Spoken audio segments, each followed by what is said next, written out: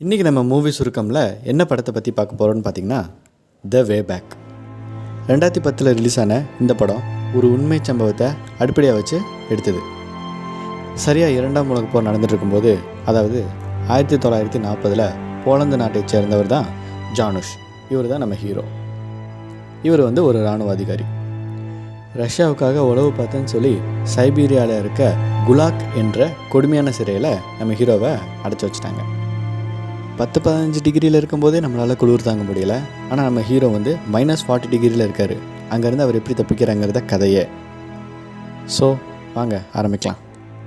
படத்தோட ஸ்டார்டிங்கில் ஒரு ரூமுக்குள்ளே நம்ம ஹீரோவும் கர்னலும் உட்காந்து பேசிக்கிட்டு இருக்காங்க.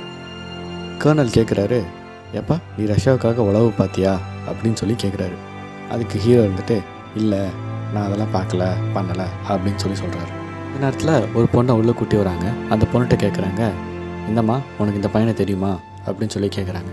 அதுக்கு அந்த பொண்ணு ஆமாம் இவர் என்னோடய ஹஸ்பண்ட் தான் அப்படின்னு சொல்லி சொல்கிறான்.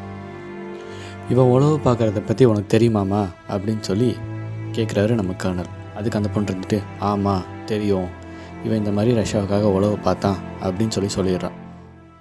அதாவது அவள் போய் சொல்லியிருக்கா. இந்த கர்னல் அவன் கூட இருக்கவங்கெல்லாம் சேர்ந்து அந்த பொண்ணை வலுக்கட்டாயப்படுத்தி இந்த மாதிரி சொல்லணும், அப்படி சொல்லணுன்னா உனக்கு கொன்றுவேன் அப்படின்னு பொய்யா ஒரு விஷயத்த சொல்ல வச்சுருக்கான். ஹீரோவுக்கு ரொம்ப கோவம் வருது.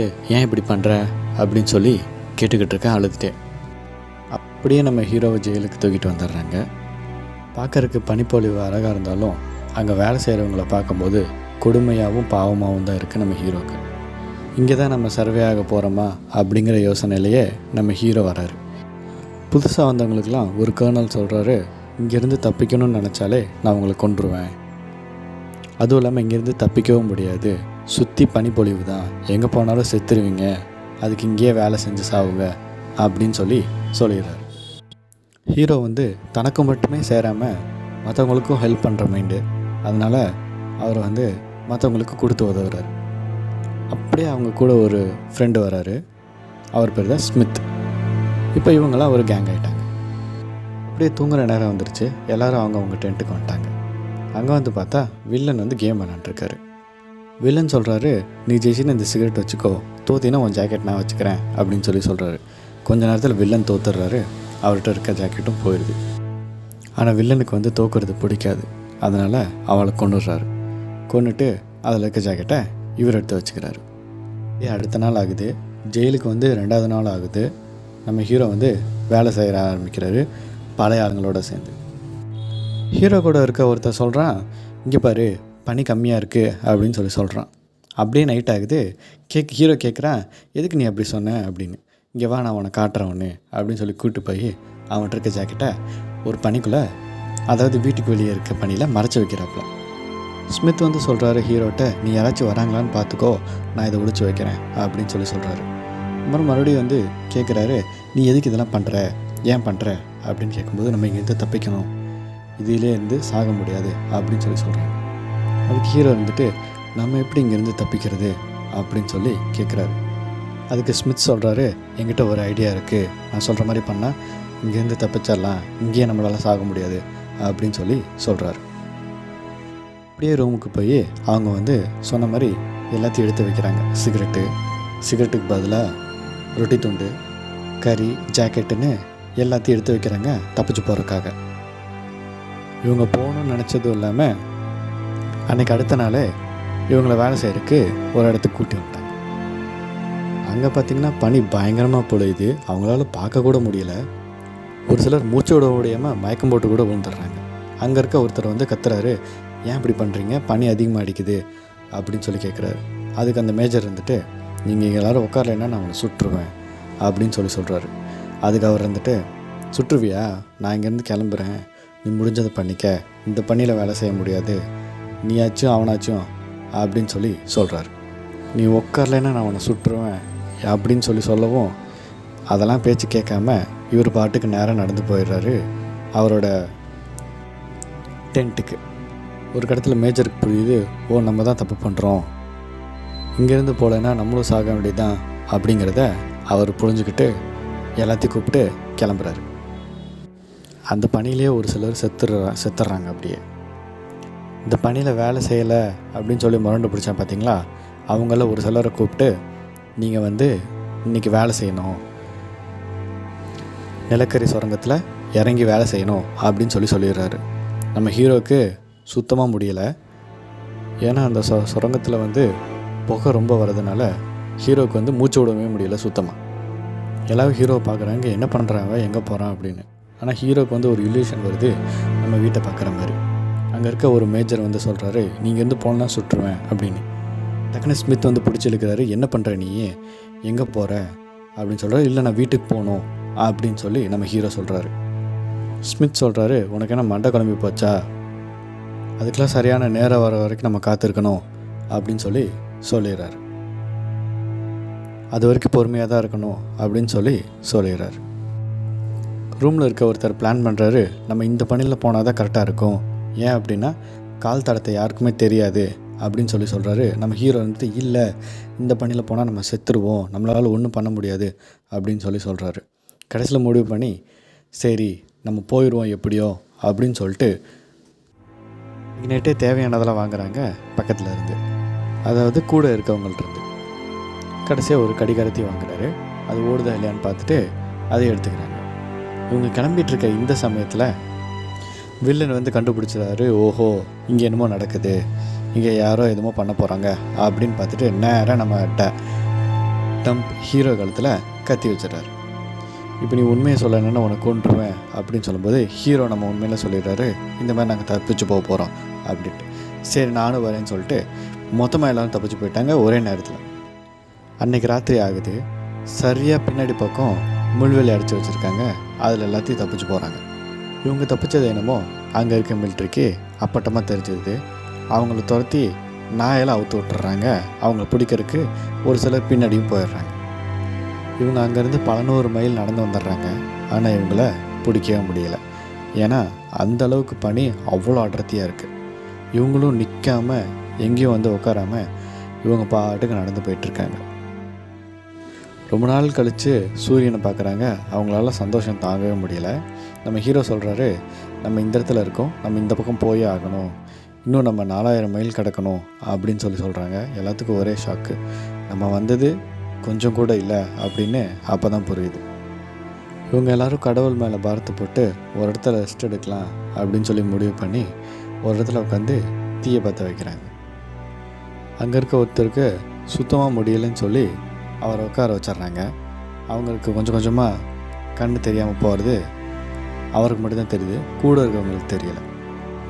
கூட இருந்தவர் என்ன பண்ணுறாருன்னா, நீ இங்கே இரு, ரெஸ்ட் எடு, நான் போய் வரவு குச்செல்லாம் எடுத்துகிட்டு வந்து பற்ற வைக்கிறேன்ட்டு போனவர் திரும்பி வரவே இல்லை. நெருப்பெல்லாம் பற்ற வச்சதுக்கப்புறம் பார்க்குறாங்க, யார் அங்கே உட்காந்துருக்குறதுன்னு சொல்லிட்டு. பக்கத்தில் வந்து பார்த்ததுக்கப்புறம் தான் தெரியுது, ஓ நம்ம கூட இருக்கவங்க அப்படின்னு சொல்கிறாங்க. அவர் இறந்தும் போகிறாரு, அவர் அங்கேயே புதைக்கவும் செய்கிறாங்க. பல நாட்கள் ஆகுது. இவங்களுக்கு சாப்பாடு கிடைக்கல, தண்ணி கிடைக்காம இவங்க ஒரு இடத்துல கிடைக்கிற புழு பூச்சியெல்லாம் உட்காந்து சாப்பிட்டுட்ருக்காங்க. இவங்க கூட வந்தவங்க எல்லாமே சாப்பாடு தேடி போயிட்டாங்க. இவங்களுக்குன்னு ஒரு குகை கண்டுபிடிச்சிருக்காங்க. பாட்டுக்கு ஏதோ கிரிக்கெட் இருக்கான், ஆனால் படுத்திருக்க வந்து கேட்குறான், என்னத்தில் கிரிக்கெட் இருக்க அப்படின்னு. அதுக்கு வரைஞ்சிட்ருக்கவன் சொல்கிறான், உன் வேலையை மட்டும் பாரு, தேவையில்லாததெல்லாம் தலையிடாத அப்படிங்கிறான். இவங்களுக்கு பயங்கரமான ஒரு சத்தம் கேட்குது. போய் பார்க்குறாங்க, ஒரு மிருகத்தை வந்து பல ஓநாய்கள் வேட்டையாடிட்டுருக்கு. இவங்களுக்கு பார்த்ததும் பயங்கர சந்தோஷம். அப்பாடா நம்மளுக்கு கிடச்சிதுறான்னு சொல்லி அந்த ஓநாய்ங்களாம் வெட்டி விட்டு இவனுங்க சாப்பிட ஆரம்பிச்சிட்டானுங்க பச்சையாகவே அந்த கறியை. இவங்களோட நோக்கமே என்னென்னா, கிடைக்கிறத சாப்பிட்டுட்டு எப்படியாச்சும் அங்கேருந்து கிளம்பிடணும் அப்படிங்கிறது தான்.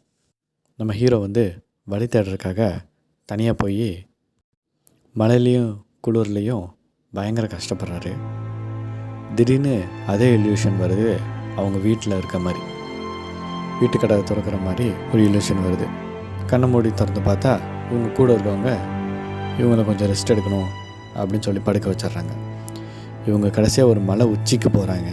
அங்கேருந்து பார்க்குறாங்க, ஓ நம்ம இப்படி தான் போகணும் அப்படின்னு முடிவு பண்ணிட்டு இவங்க அந்த காட்டுக்குள்ளே வந்த நேரமோ என்னமோ திடீர்னு யாரையோ ஒருத்தங்களை பார்த்து எல்லோரும் அதிர்ச்சி அடைகிறாங்க. யாருடான்னு போய் தேடி தேடி பார்க்குறாங்க. கடைசியில் பார்த்தா ஒரு பொண்ணு. அந்த பொண்ணும் இந்த மாதிரி ஒரு பிரச்சனையிலேருந்து தப்பிச்சு வந்திருக்கு. நம்ம வில்ல வந்து வேகமாக அந்த பொண்ணை கொல்ல போகிறான். ஆனால் கூட இருக்கவங்க என்ன சொல்கிறாங்கன்னா, அதாவது நம்ம ஹீரோ என்ன சொல்கிறாருன்னா, வேணாம் விட்டுரு அப்படின்னு சொல்கிறாங்க. இவங்க அப்படியே வந்துக்கிட்டு இருக்காங்க. அந்த கடலோரமாக ஒரு சேர் இருக்குது. சேரில் வந்து ஒரு விலங்கு மாட்டிக்கிச்சு. அதை எல்லாருமே பிடிச்சி வேட்டையாடி அன்றைக்கி நைட்டு சாப்பிட்றாங்க. அடுத்த நாள் காலை ஆகுது. இவங்க வந்து கிளம்புறாங்க. எல்லோரும் கிளம்பி இருக்கிற ஆற்றை கடக்கணும். ஆனால் என்ன பிரச்சனைனா ஆற்று ஃபுல்லாக பனி. எல்லாருமே பயப்படுறாங்க அந்த ஆற்றை கடக்கிறதுக்கு. அந்த பொண்ணு மட்டும் என்ன பண்ணுறா, வேகமாக அந்த பனியிலேயே ஓடி வந்து கடந்துடுறான். அதை பார்த்து எல்லாருக்கும் தைரியம் வந்து, ஓ இவ்வளோ தானா அப்படின்னு சொல்லி வேகமாக கடந்து வந்துடுறாங்க. இவங்களும் நடக்கிறாங்க, போகிறாங்க, போய்கிட்டே இருக்காங்க. ஆனால் இவங்க வந்து சோவியத் யூனியன், அதாவது ரஷ்யாவை தாண்டின பாடில்லை. இவங்க முகத்துலலாம் அவ்வளோ சந்தோஷம். ஓ நம்ம இவ்வளோ தான் கடந்து வந்துட்டோம் அப்படின்னு சொல்லிட்டு சந்தோஷப்படுறாங்க. ஆனால் பிரச்சனையே இனிமேல் தான் ஆரம்பிக்குதுங்கிறது அவங்களுக்கு இனிமேல் தான் புரியும். இவங்க கடைசியாக கோபி பாலைவனத்தை வந்து சேர்ந்துட்டாங்க. இங்கே இந்த பாலைவனத்தில் என்ன பிரச்சனை அப்படின்னா தண்ணி இல்லாமல் இவங்க எவ்வளோ நாள் இருக்க முடியும். இவங்களும் தேடுறாங்க, பார்க்குறாங்க, தண்ணி இருக்குது இல்லை அப்படின்னு சொல்லிட்டு கடைசியாக ஒரு இடத்த கண்டுபிடிக்கிறாங்க.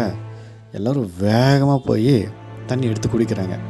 அப்பாடா கிடச்சதுடா அப்படின்னு சொல்லிட்டு அந்த சந்தோஷத்தில் தண்ணியை சேஸ் பண்ணியெல்லாம் குடிக்கிறாங்க, கிடச்சதுடா அப்படின்னு சொல்லிட்டு. ஏன்னா அதுக்கப்புறம் அவங்களால குடிக்க முடியாது அப்படிங்கிறது அவங்களுக்கே தெரியாது. அன்றைக்கி நைட்டு பேசிக்கிறாங்க, நம்ம நிறைய தண்ணி எடுத்துக்கணும், இருக்கிற தண்ணியை பயன்படுத்திக்கணும், இதுக்கப்புறம் தண்ணி கிடைக்குமோ கிடைக்காதோ அப்படின்னு சொல்லிட்டு பேசிக்கிறாங்க. அடுத்த நாள் குடிச்சிட்டு அப்படியே கிளம்புறாங்க. பாலைவனத்தில் போனால் ஒரு பெரிய பிரச்சனை, மணல் புயல். மணல் புயல் இது வரைக்கும் பார்த்ததில்ல. மணல் புயல் வந்தாலே இவங்க எல்லாத்தையும் பயங்கர சோர்வடைய வச்சிருது. போக போக பார்த்திங்கன்னா தண்ணியும் ரொம்ப கம்மியாயிடுது, தண்ணியும் பத்தாமல் போயிடுது. அன்றைக்கி ராத்திரி மறுபடியும் ஓய்வு எடுத்துகிட்டு அடுத்த நாள் ஆரம்பிக்கிறாங்க. இவங்க வாழ்க்கையே இப்படி தான் போயிட்டுருக்கு. ஒரு நாளும் நடந்து போய்ட்டுருக்கும்போது அந்த பொண்ணுக்கு வந்து ரொம்ப முடியாமல் ஆயிடுது. அந்த பொண்ணு பார்த்திங்கன்னா கால் ரொம்ப வீங்கிடுது. அந்த பொண்ணு சொல்கிறா, இல்லை எனக்கு இதெல்லாம் பரவாயில்ல, சரியாயிரும் அப்படின்னு. ஆனால் அவங்க கூட இருக்கவன் அப்படியே பிடிச்சிக்கிறான், தூக்கிட்டு வரான் கொஞ்சம் தூரத்துக்கு.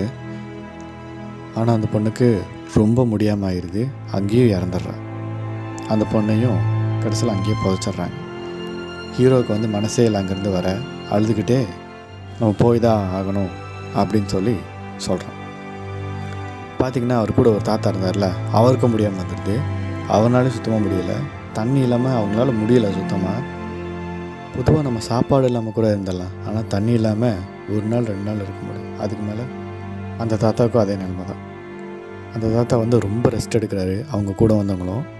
அடுத்த நாள் பார்த்தா அந்த தாத்தாவுக்கு ஓரளவுக்கு சரியாயிருது, நடக்கிற அளவுக்கு. அதை நினச்சி ஹீரோ ரொம்ப பெருமைப்படுறாரு. இவங்க நடந்து போயிட்டுருக்க ஹிமாலயாஸ் பக்கத்தில் வந்துட்டாங்க. ஹிமாலயாஸுக்கு பின்னாடி பக்கம், அதாவது அங்கே தண்ணி வந்து உருவாகிற இடம். அங்கே அப்படியே குளிச்சுட்டு இந்த பக்கம் பார்த்தா சீன பெருஞ்சுவர், அதில் அப்படியே எக்ஸ்ப்ளோர் பண்ணுறாங்க. ஓ இப்படியெல்லாம் இருக்கா அப்படின்னு சொல்லிட்டு போகிறாங்க. இவங்க அந்த ஹிமாலயாஸை வந்து சேர்ந்ததுக்கப்புறம் அப்படியே நடக்கிறாங்க. அங்கே வந்து ஒரு கலர் இருக்குது, அங்கே வந்து உட்காந்துடுறாங்க. இங்கே யாராவது வருவாங்க அப்படின்னு சொல்லிட்டு அந்த நம்பிக்கையோடு அவங்க உட்காந்துடுறாங்க. பார்த்திங்கன்னா திடீர்னு ஒரு ஆள் வந்துடுறாரு. யாருப்பா நீங்கள், எங்கே வேணும் அப்படின்னு சொல்லி கேட்குறாரு. நாங்கள் இந்த மாதிரி போகணுங்க இங்கே அப்படின்னு சொன்னால், இந்த மலையை தாண்டி போனீங்கன்னா இந்தியா வந்துடும் அப்படின்னு சொல்கிறாரு. அவங்களுக்கு ஒரே சந்தோஷம் தாங்க முடியலை. இருந்தாலும் நைட்டு எங்கள் கூட தங்கிட்டு போங்க அப்படின்னு சொல்லி அவரை வீட்டுக்கு கூட்டி போயிட்டு அவங்கள ஒரு இடத்துல படுக்க வைக்கிறாங்க, ரெஸ்ட் எடுக்கிறாங்க. அவங்க எல்லாருமே யோசிக்கிறாங்க, நம்ம எவ்வளோ தூரம் எவ்வளோ பிரச்சனையை தாண்டி வந்துட்டோம் அப்படின்னு. ஹீரோ சொல்கிறாரு, ஆமாம் நம்ம இவ்வளோ பெரிய பிரச்சனையை தாண்டி வந்துட்டோம், இதெல்லாம் இதுக்கப்புறம் எந்த பெரிய விஷயம் இல்லை அப்படின்னு சொல்கிறாரு. இவங்க இந்தியாவிலேருந்து அப்படியே கீழே இறங்குறாங்க. கீழே இறங்கி வந்தால் ஹிமாச்சல். அங்கே இருக்க லோக்கல் மக்கள்லாம் இவங்களை அப்படியே வர வைக்கிறாங்க. அப்படியே கூட்டி போய் ஊர் நாட்டாமல் போலீஸ்லாம் இன்ட்ரோ கொடுக்குறாங்க. அப்படியே கூட்டி போகிறாங்க. சந்தோஷத்தில் ஹீரோவுக்கு வந்து கை கால் தலை எதுவுமே புரியலை. இதை பார்த்ததுக்கப்புறம் நானே ரொம்ப ஃபீல் பண்ணேன், ஒரு சுதந்திரத்துக்காக எவ்வளோ கஷ்டப்பட வேண்டியது இருக்குது அப்படின்னு. அதுவே நீங்களாக இருந்தால் என்ன முடிவு எடுத்திருப்பீங்க? தப்பிக்கிறதா இல்லை அங்கேயே இருக்கிறதா? கமெண்ட்டில் சொல்லிட்டு போங்க. அப்புறம் மறக்காமல் சப்ஸ்கிரைப் பண்ணிட்டு போங்க.